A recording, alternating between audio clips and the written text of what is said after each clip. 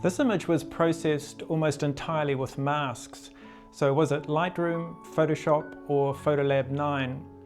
After testing all three, the answer wasn't quite as simple as I expected. So let's jump in and have a look at the various masking options. Before I start editing, I like to have an idea of where I want to end up with an image. So that might be something I pre-visualized when I was in the field, or an idea I've had after examining the raw file. And here is the raw file straight out of Lightroom without any processing. And it's not bad, however, it's a really busy scene and I want to make the beautiful light on the horses the focal point of the scene and kind of reduce everything else. So here's my plan. I want to mask the sky and reduce brightness. Mask the horses so that I can control their texture and contrast separately if I need to. I want to reduce some of the bright areas in the background. I want to accentuate the sun that's coming from the right hand side. I want to make that a feature. And I also want to use a depth mask to simulate shallow depth of field so that I can experiment a bit with knocking some of that background busyness out of focus. And the very last stage, I want to convert to black and white because I think this image would really suit a black and white rendering because it would just simplify it and abstract it even more. So here's the image open in the Develop module in Lightroom, and you can see I've got no overall adjustments dialed in. We're going to adjust this image entirely with mask. So firstly, to address the sky, I'll activate the mask, click on the sky icon, and I can see that that's done a pretty good job straight off. I'll just lower the exposure so I can see the effect. It's struggled a little bit around the trees, but it has done a reasonable job. Provided I'm not heavy-handed with my adjustments, I think that mask is pretty good.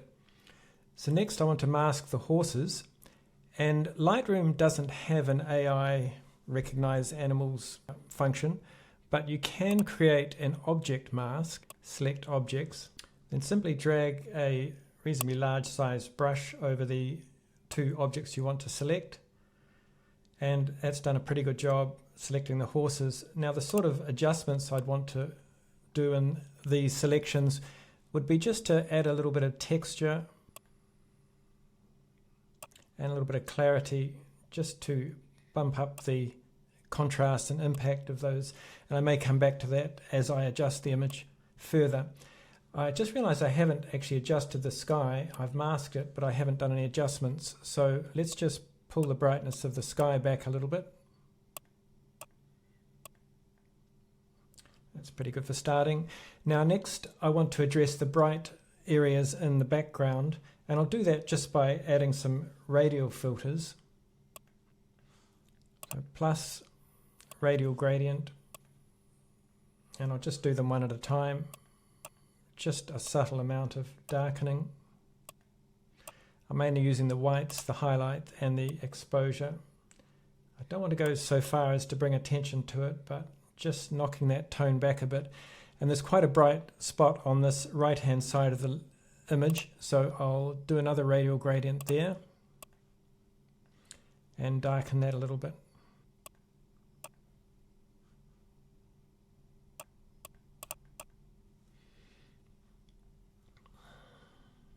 Next I want to accentuate the sun that's coming from the right hand side, and there is a new addition in Adobe Camera Raw which I would like to use, which is called depth range, which means I can accentuate that central band.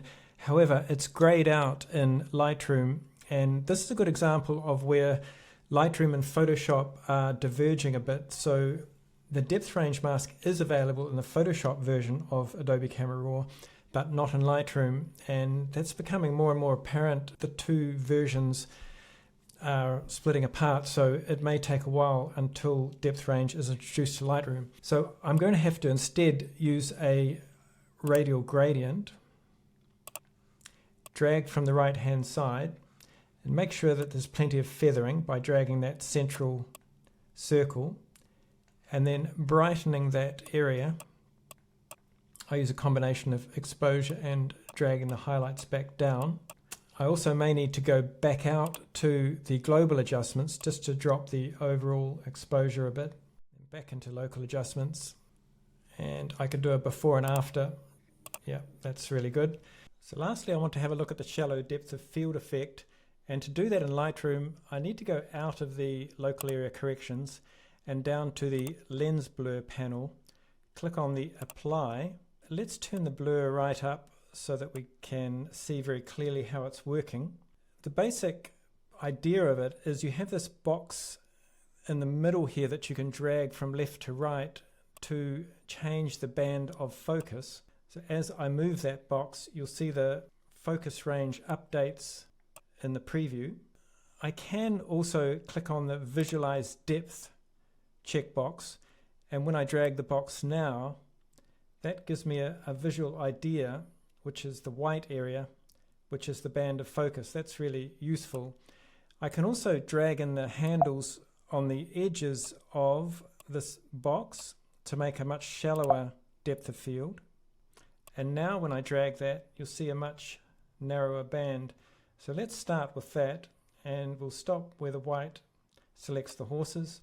By the way, the colors represented here are the cooler crimsony blue colors are the far distant focus, and the warmer colors are the near distance focus. So we'll turn that visualize off. Straight away you can see a problem in the background where there's a halo around where the trees and the hills meet the sky. This is because the masking I've done previously is interfering with this panel.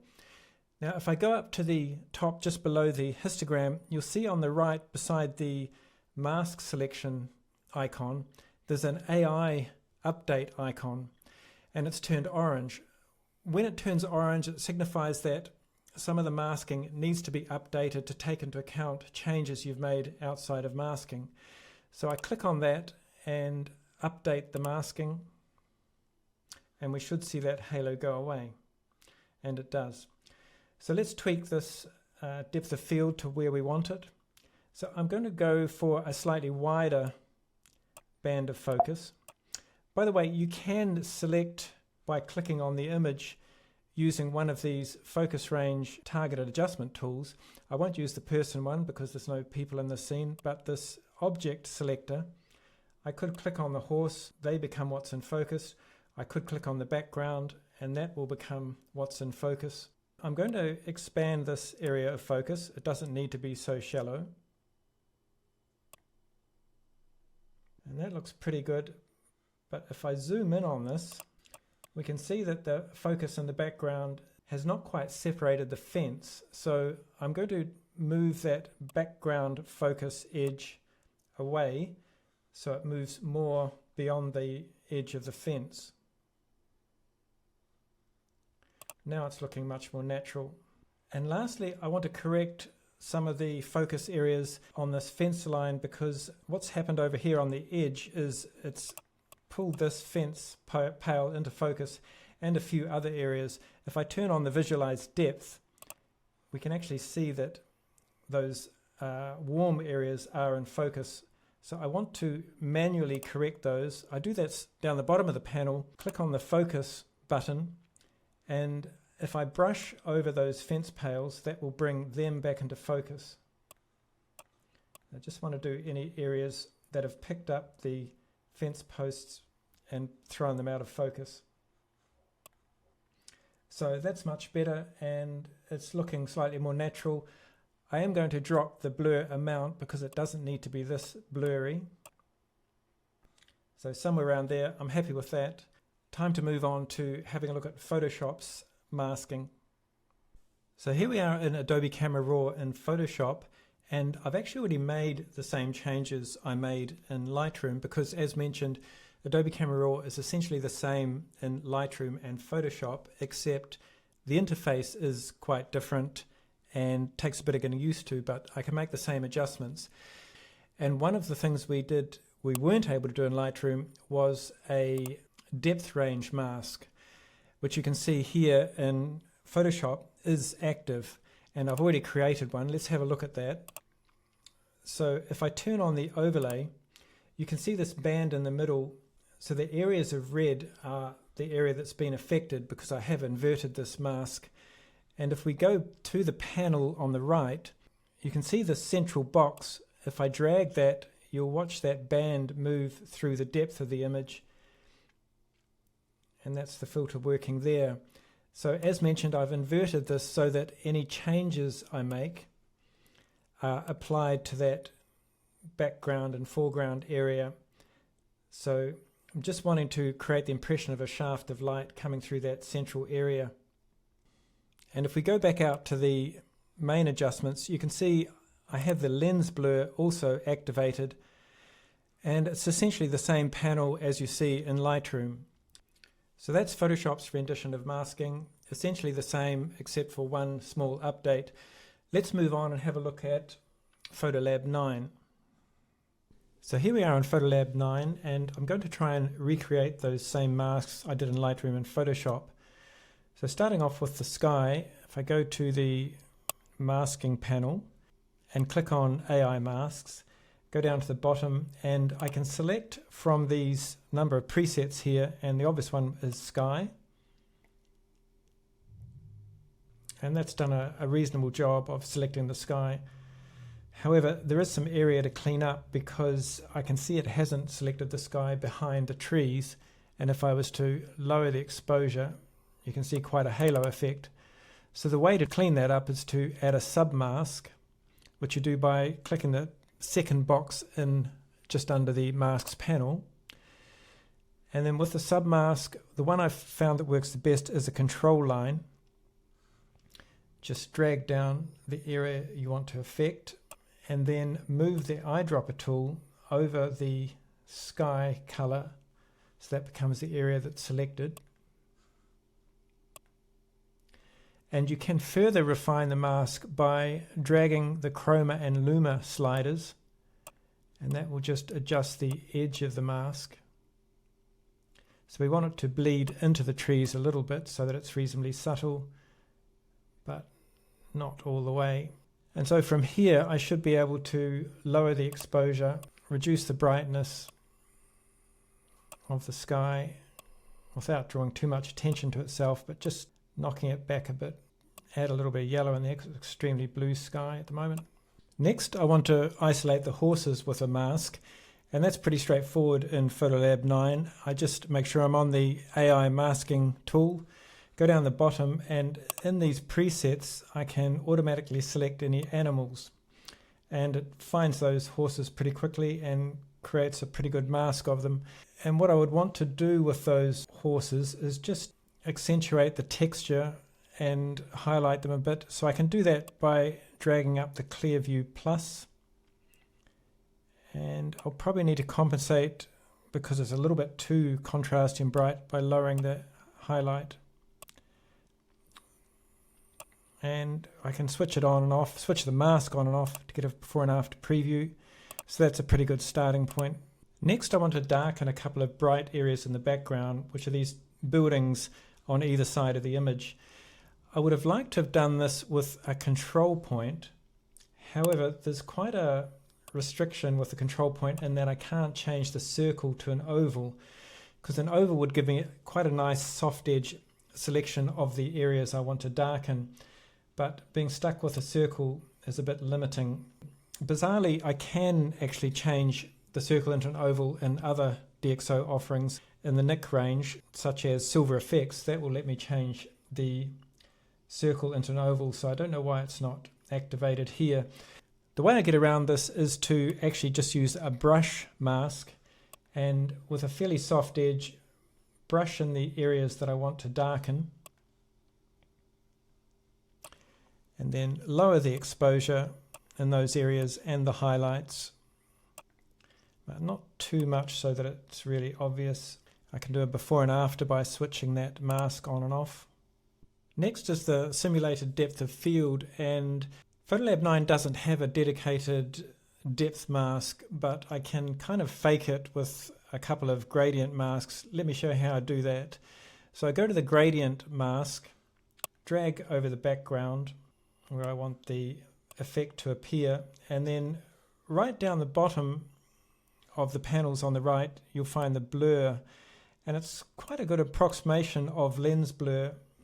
So I'll leave that reasonably extreme while we make these masks. Next, what I want to do is add a bit of blur to the foreground. So I do that by creating a submask and then dragging from the bottom, and that will add a bit of blurring to the foreground.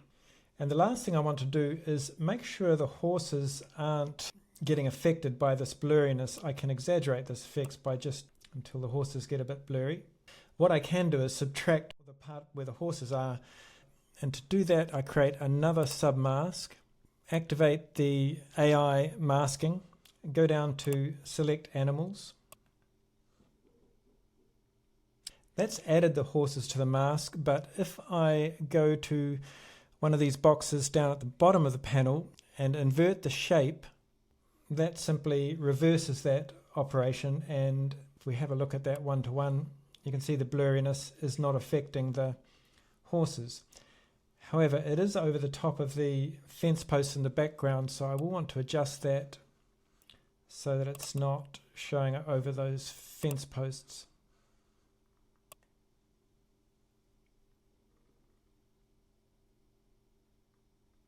And I'm going to lower that blurriness because it's a bit intense. So we're back in Photoshop because I want to demonstrate masking and layers outside of Adobe Camera Raw, because Photoshop has a lot of traditional masking tools that go back quite a few years, and it means you can do things in Photoshop that you just can't achieve in Lightroom or PhotoLab 9. By way of demonstration, I've got another image here that was taken a little bit later. And if I make a selection of one of those horses, copy that to the clipboard, go back to the original file we've been working on and paste that in, that comes in as a layer. I can select that horse using one of the modern automatic selection tools. Just select subject. That makes a selection of the horse. If I go down to the layers panel at the bottom, I can click on the add a mask icon, and then I can drag this horse around anywhere in the image, resize it. Now this is not something I would actually do, but it demonstrates what's possible in Photoshop, which you can't do in Lightroom or PhotoLab. So let's say we want to put that horse in the foreground. We can turn them on and off, and you can add as many layers as you like, composite images together and so on. The other thing you can do in Photoshop, because it's a layer-based pixel editing software, is you can combine layers in quite creative ways. So I've got that original image here in black and white as one layer, and the layer below that is the image we've been working on. So if I take the top image and highlight it and change the blending mode, I can choose how to blend that top layer using any of these blending modes. Let's say, for example, soft light. I quite like that effect. It's really dramatic, but it has made the shadow areas go really dark, really blocked up. Well, there's another trick you can use. If you double click away from the layer icon on that particular layer, it brings up a layer style panel, and down the bottom you've got these sliders. So I could reduce the amount of black that's showing in the top image. I do that by dragging the current layer slider, and that lets the bottom image come through. I can show you how this works by hiding that background layer. Let's go back into that, and as I drag that slider, it's making the dark shadow areas disappear, and I can just split those sliders by holding down the Option or Alt key, and that gives me much more of a gradual transition. So if we have a look at how that works again, double click, adjust those sliders to let some of the lighter color background through, and I can also reduce that very, very white, slightly burnt out areas as well by letting the softer area in the background come through by dragging the right hand slider and also holding down the Alt key, Option key to split the slider, so I get a gradual transition. So there's that layer on and off. There's quite a lot of creative possibilities come with this layering and masking potential in Photoshop outside of Adobe Camera Raw. So was your guess right? If you're counting features, then Photoshop wins hands down. Pixel-based masking and editing, layers and layer blending styles, and the most options of any of the raw processing engines. But here's what actually surprised me. Every one of the raw processing softwares I tested handled all of the masking challenges I threw at them. So the question really becomes, which software suits your workflow? If you're in Lightroom already, you don't need to jump ship for masking capabilities. And if you want every dial available, well, Photoshop's there for that.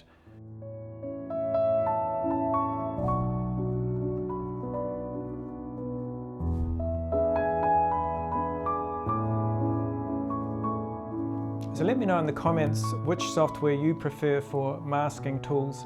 Let me know if there's a particular masking challenge you want me to cover in a future video. So thanks for watching. I'll see you in the next one.